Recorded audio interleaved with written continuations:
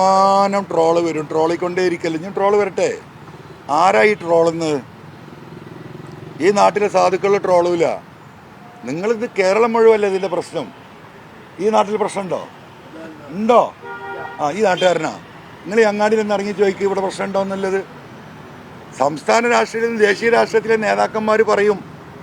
നമ്മളെ സൈഡാക്കണമെന്ന് ആഗ്രഹിക്കുന്ന ഈ കോർപ്പറേറ്റുകളുടെ പിന്നിൽ നിൽക്കുന്ന അതിന് സഹായകമായ നിലപാടെടുക്കുന്ന ആളുകളും പറയും. സാധാരണക്കാർ പറയില്ല. എന്താ അൻവറാക്കങ്ങൾ പറഞ്ഞ് ഇപ്പോൾ ആ കാലിച്ചന്തയിൽ ഞാൻ പോയല്ലോ. ഞാൻ ഇന്നാണ് പബ്ലിക്കായിട്ട് വോട്ട് ചോദിക്കുന്നത് അല്ലേ. ഇവിടുത്തെ വന്ന 2-3 സ്ഥാനാർത്ഥിമാരും എവിടെ പോയത്? ഇവിടുത്തെ പ്രമാണിമാരുടെ വീട്ടിലാണ്. അവിടെ പോകൂ. അദാനിയാണ് കൂട്ടുകാരൻ. പാർട്ട്ണർമാരല്ലേ? പാവപ്പെട്ട പാർട്ടിയുടെ പാർട്ട്ണർമാർ. ആരാ പറയുന്നത്? വാസവൻ മന്ത്രി. എവിടുന്നാ പറയുന്നത്? കേരളത്തിലെ 3.5 കോടികളും ജനങ്ങളും കേൾക്കത്തക്ക പറഞ്ഞത് ഈ പറയുന്ന നമ്മളെ വിഴിഞ്ഞത്തിൻ്റെ ഉദ്ഘാടനത്തിനാണ്. അവർക്ക് പിന്നെ മുതലാളിമാരുടെ അടുത്തല്ലേ പോകാൻ പറ്റുള്ളൂ. ഇവിടെ ഈ പാവപ്പെട്ട ഓട്ടോറിക്ഷയിൽ പോകുന്നവരുണ്ടാവും, സ്കൂട്ടറിൽ പോകുന്നവർ, ഈ റോഡരി കൂടെ നടക്കുക, അവരെൻ്റെ കൂടെ ഉണ്ടാവും. പിന്നെ ഈ കാലിച്ചന്തയിലല്ലാതെ ഞാൻ എവിടെ പോയിട്ടാണ് വോട്ട് ചെയ്യിക്കേണ്ടത്?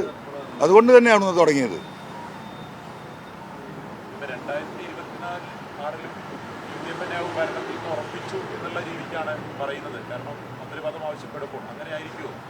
അങ്ങനെ തന്നെ വരിക. ഈ പിണറായിസത്തിനെതിരെ ശക്തമായ നിലപാടെടുത്താണ് UDF നേതൃത്വം പോകുന്നെങ്കിൽ, അത് സത്യസന്ധമാണെങ്കിൽ, ഈ പോലീസിൻ്റെയും ഈ മലയോര മേഖലയെയും പ്രശ്നങ്ങൾ പരിഹരിക്കാനുള്ള ആത്മാർത്ഥമായ നിലപാടും സത്യസന്ധതയുമാണെങ്കിൽ മുന്നോട്ട് പോകും. ഇവർ വേറെ എന്ത് കാര്യം പറഞ്ഞിട്ടുള്ളത്? ഈ ദുർഭരണത്തിനെതിരെ ജനങ്ങൾ വോട്ട്. എന്താണ് ദുർഭരണം പറഞ്ഞു കൊടുക്കണ്ടേ? ഓരോന്നായിട്ട്. PV അൻവർ കഴിഞ്ഞ 9 മാസമായി ഉന്നയിച്ച വിഷയങ്ങളല്ലാതെ മറ്റൊരു വിഷയം ഇവിടെ ചൂണ്ടിക്കാട്ടിയിട്ടുണ്ടോ അവർ? അവിടെയല്ലേ പ്രശ്നം?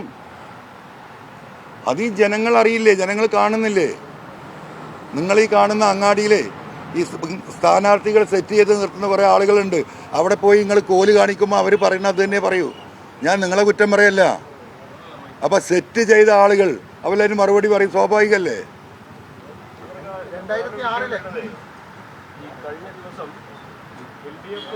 മലപ്പുറത്തിന്റെ രൂപീകരണത്തെ കുറിച്ച് വലിയ അവകാശവാദം ഉന്നയിക്കുകയാണ്.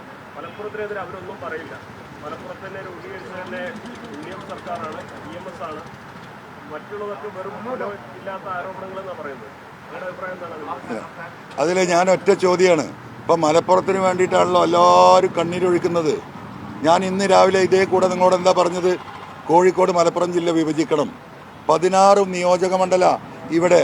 വയനാട്ടിൽ 3 ഇടുക്കിയിൽ ഈ പറയുന്ന 5 പത്തനംതിട്ടയിൽ 5 ഈ 3 ജില്ലയും കൂടിയാൽ 13 മണ്ഡലമാണ് ഉള്ളത്. ഈ പറയുന്ന ഈ 3 ജില്ലകൾ കൂടിയാൽ മലപ്പുറത്തിൻ്റെ 3-1 3-4 ജില്ലയാക്കണം. ആ കണക്കിന് ഇവിടെ അവിടെയൊക്കെ കലക്ടർമാർ വരും, റവന്യൂ ഹോസ്പിറ്റൽ വരും, റവന്യൂ ഡിപ്പാർട്ട്മെൻറ്റ് വരും, മെഡിക്കൽ കോളേജ് വരും. അതുകൊണ്ടാണ് കോഴിക്കോട് മലപ്പുറം ജില്ലയെ വിഭജിക്കാൻ ഇവർ തയ്യാറുണ്ടോ എന്ന് ചോദിച്ചത്. ഞാൻ കൃത്യമായി പറഞ്ഞു. നിങ്ങൾ ഒരിക്കൽ കൂടി കേട്ടോ.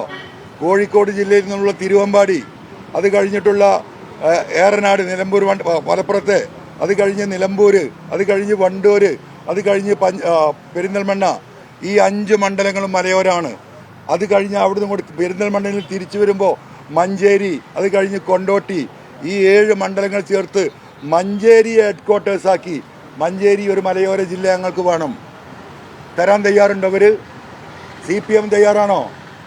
ഈ ഗവൺമെൻറ്റിന് തയ്യാറുണ്ടോ? മലപ്പുറത്തെ ജനങ്ങളുടെ കണ്ണീരൊപ്പാൻ UDF തയ്യാറുണ്ടോ? പറയാൻ തയ്യാറുണ്ടോ?